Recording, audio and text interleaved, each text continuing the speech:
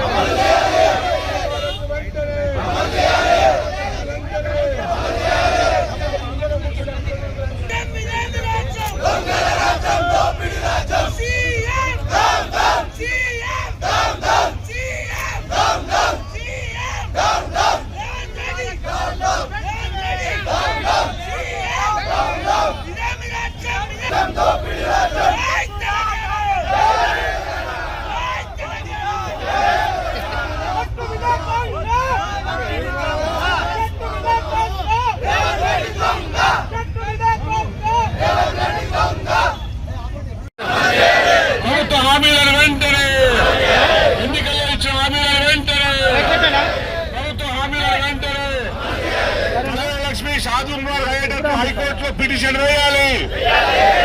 కళ్యాణలక్ష్మి షాదీ ముబారక్ అమలు అయ్యేటట్టు హైకోర్టులో పిటిషన్ వేయాలి. వీళ్ళందరూ కూడా షాదీ ముబారక్ కళ్యాణలక్ష్మి దయచేసి మళ్ళీ వేరే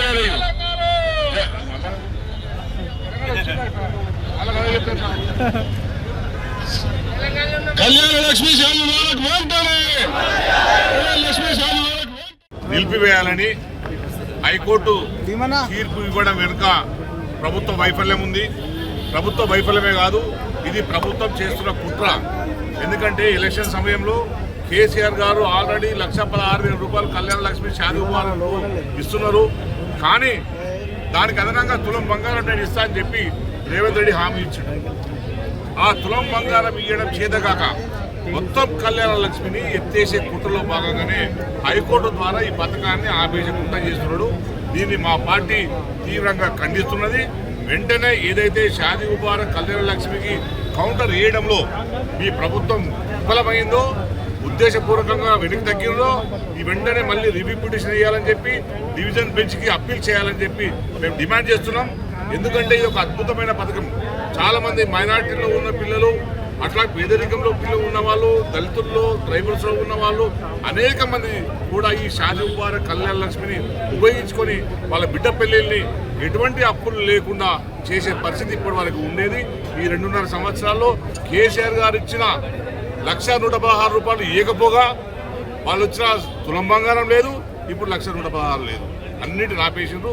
వెంటనే ప్రభుత్వం ఈ పథకాన్ని పునరుద్ధరించాలని, పునరుద్ధరించే విధంగా హైకోర్టులో పిటిషన్ వేయాలని చెప్పి మేము డిమాండ్ చేస్తున్నాం.